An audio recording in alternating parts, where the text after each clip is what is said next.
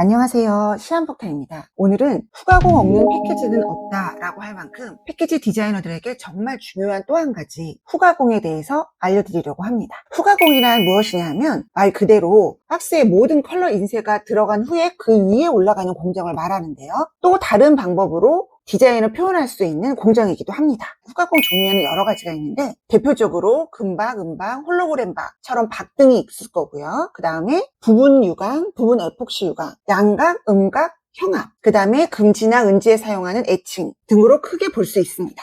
그것이 패키지 디자인에 가장 많이 사용되는 후가공이기도 하고요. 그래서 이번에 알려드릴 내용은 우선 첫 번째, 패키지 디자인에서 후가공을 사용하면 유리한 경우. 두 번째, 후가공 지정 노하우인데요. 반드시 주의할 점도 있습니다. 그리고 패키지 디자인별로 어떤 후가공을 사용하는 것이 유리한지 그 방법도 알려드리려고 합니다. 그리고 세 번째, 후가공판 파일 작업 노하우를 알려드리려고 합니다. 자, 그 전에 각 후가공들을 사용한 패키지 디자인 샘플들을 한번 보여드리고 시작하려고 합니다.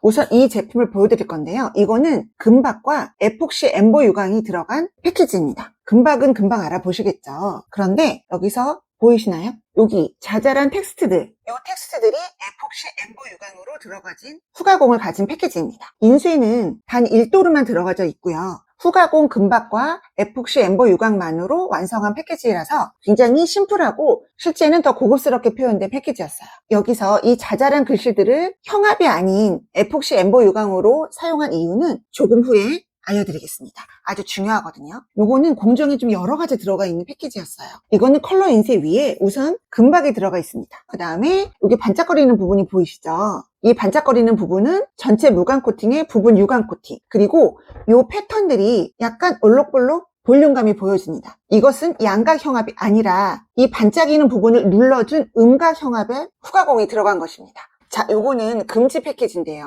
금지나 은지에 주로 사용하는 애칭이라는 후가공이 사용된 것입니다. 여기 보시면 반짝이는 부분과 광이 죽은 부분이 보이시죠? 이 광이 죽은 부분을 애칭이라고 하는데요.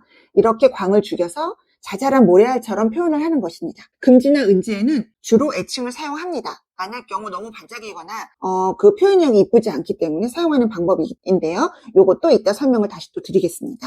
자, 이렇게 후가공이 사용된 패키지 샘플들을 몇 가지 보여드렸는데요. 지금부터는 파일들을 보면서 후가공 지정 노하우와 반드시 주의할 점, 그리고 후가공 파일 만드는 방법까지 자세하게 설명드리도록 하겠습니다. 우선 패키지 디자인에서 후가공을 사용하면 유리한 경우입니다. 그 첫 번째는 원하는 부분을 강조할 수 있다라는 것입니다. 이 패키지처럼 제품명을 금박과 형압에 후가공을 주어서 충분히 강조될 수 있게끔 하였습니다. 다음으로 후가공을 사용하면 유리한 경우는 패키지의 고급스러움과 차별성을 위함입니다. 적절한 후가공은 고급스럽고 차별성 있는 퀄리티 있는 제품 포장으로 완성시키는 아주 중요한 공정입니다. 다음은 정말 꿀팁인데요. 이것은 부분 유광 코팅 또는 부분 에폭시 엠보 유광 코팅, 그리고 애칭, 공정의 아주 중요하고 필요한 장점입니다. 그것은 바로 패키지의 스크래치를 보완한다는 것입니다. 스크래치는 넓은 면적 그리고 짙은 베다 컬러의 무광 코팅 포장에 아주 취약한 단점입니다. 이 경우 전체 무광 코팅 베다에 패턴 등을 부분 유광 코팅으로 적절히 사용해주면 스크래치가 쉽게 보여질 수 없기 때문에 베다 무광 코팅의 단점을 보완해 주는데 아주 유리합니다. 클라이언트에게 이런 이유로 후가공을 사용해야 한다라고 제시한다면 프로 디자이너로 인정할 수밖에 없겠죠. 이 스크래치의 단점은 금지나 은지에서도 나타나기 때문에 사용하는 후가공이 바로 애칭입니다. 자, 다음은 후가공 지정 노하우와 반드시 주의할 점에 대해서 알려드리겠습니다. 그 첫 번째는 인쇄 도수 줄이기입니다. 후가공으로 추가되는 단가를 대체할 방법을 찾는 것입니다. 디자이너는 퀄리티 높은 디자인만 완성하면 되는 것이 아니라고 저는 생각합니다. 왜냐하면 모든 클라이언트에게는 최종 패키지 제작 단가를 줄이는 것이 숙제이기 때문입니다. 그것까지 고려해서 디자인을 할 줄 아는 것이 프로 디자이너라고 생각합니다. 후가공을 사용한다면 그만큼 최종 단가를 줄일 수 있는 방법 중 가장 유리한 것은 인쇄 도수를 줄이는 것입니다. 인쇄 도수를 1도나 2도 정도로만 줄여주고 그 대신 후가공을 사용하면 단가도 어느 정도 조절할 수 있고 훨씬 퀄리티 있는 패키지를 완성할 수 있습니다.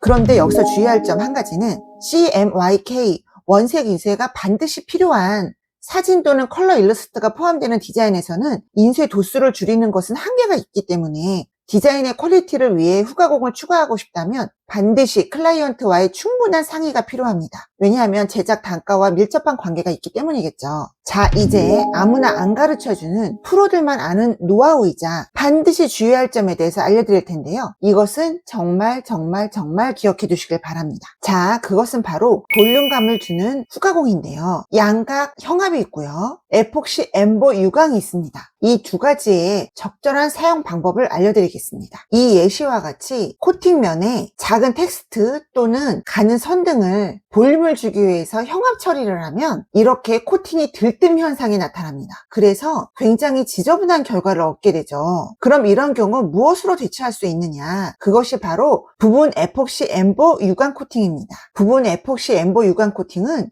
종이를 눌러서 엠보싱 효과를 주는 것이 아니기 때문에 들뜸 현상이 없고요. 부분 유광 코팅의 효과까지 얻을 수 있어서 적절히 사용하면 훌륭한 효과를 얻을 수 있습니다. 특히 앞에서 말씀드린 것처럼 자잘한 텍스트나 가는 선과 같은 디자인 요소에 볼륨감을 넣고 싶으시다면 형압이 아닌 부분 에폭시 엠보 유광 코팅을 사용하시라고 제안드립니다. 자, 이제 다음으로는 후가공판 파일 작업은 어떻게 하는지 알려드리겠습니다. 첫 번째로는 후가공 부분은 컬러 지정을 어떻게 하는지입니다. 이 패키지 디자인의 파일 작업으로 설명드리겠습니다. 이 패키지 디자인은 검정 1도와 팬톤 1도, 인쇄는 2도로 이루어진 것이고요. 여기 문양 부분이 민자 홀로그램 박 후가공이 들어가는 부분입니다. 이 경우 홀로그램 박 부분의 컬러 지정은 스폿 컬러를 하나 만들어줘야 되는데요. 여기에 민자 홀로그램 박이라는 이름으로 별도로 분판이 돼야 되기 때문에 프로세스 컬러가 아닌 스폿 컬러로 반드시 지정을 해줘야 합니다. 그리고 이 컬러는 자기가 편한 컬러 아무거나 지정해도 상관은 없는데요. 저는 지금 녹색으로 지정을 해놨는데 이렇게 인쇄 컬러와 별도로 분판이 될 수 있게끔 스폿 컬러로 만드는 것이 가장 중요합니다. 자, 그 다음 후가공판 파일 작업 방법 중에서 두 번째로는 파일 저장 방법을 알려드리겠습니다. 파일 저장 방법은 디자인에 따라 오버프린트를 지정하는 방법이 있고, 두 번째로는 별도 레이어로 저장하는 방법, 그리고 세 번째는 아예 파일 자체를 별도로 저장하는 방법, 이렇게 세 가지로 나눌 수 있습니다. 우선 첫 번째, 오버프린트로 저장하는 경우를 이 파일로 설명드리겠습니다. 이 부분이 에폭시 엠보 유광 코팅 지정되어 있는 디자인 요소입니다. 이렇게 후가공 부분이 다른 디자인 요소와 겹치지 않고 베다 컬러 위에 후가공만 올라가는 경우, 이 경우는 별도 레이어나 별도 파일로 저장할 필요 없이 같은 레이어판 안에서 작업해도 가능합니다. 하지만 여기서 반드시 주의할 점은 후가공으로 지정된 부분은 반드시 오버프린트를 지정하여야 한다는 것입니다. 오버프린트를 지정하지 않을 경우 인쇄에서 에폭시 엠보 유광 부분이 이렇게 하얗게 인쇄가 돼버리기 때문입니다. 그렇다면 큰 사고가 되겠죠. 그래서 후가공이 같은 레이어의 작업이 될 경우 반드시 오버프린트를 지정해 주어야 합니다. 오버프린트 관련해서는 저희 지난 영상에서 좀 더 자세하게 확인하실 수 있습니다. 자, 이번엔 후가공을 별도 레이어로 저장하는 방법인데요. 이 디자인 파일에서 보시면 레이어가 칼선, 부분 유광판, 인쇄판 이렇게 세 가지로 나뉘어져 있습니다. 이유는 후가공 부분 유광판이 밑에 디자인 요소와 겹쳐져 있는 것이 보이실 거예요. 이런 경우 같은 레이어 안에 둘 수 없기 때문에 별도 레이어를 만들어서 인쇄판과 부분 유광판을 구분하는 것입니다. 이럴 경우 부분 유광 부분을 굳이 오버프린트를 지정할 필요는 없습니다. 왜냐하면 별도 레이어로 구분이 되어져 있기 때문에 인쇄판에 지장을 주지 않기 때문입니다. 마지막으로 별도 파일로 저장하는 방법입니다. 이렇게 인쇄판, 백쇄판, 애칭판, 형압판 각각의 후가공을 별도 파일로 저장하는 방법입니다. 이 작업은 굳이 별도 파일이 아니라 레이어로 구분해서 저장해도 가능한 작업인데 제작업체의 요구가 있어서 별도 파일로 저장한 경우입니다. 이렇게 이번 영상에서는 후가공의 지정 노하우와 주의할 점, 저장 방법에 대해서 알려드렸는데요. 이번에도 많은 도움이 되셨기를 바랍니다. 다음에도 정말 꿀같은 노하우 갖고 올게요. 안녕!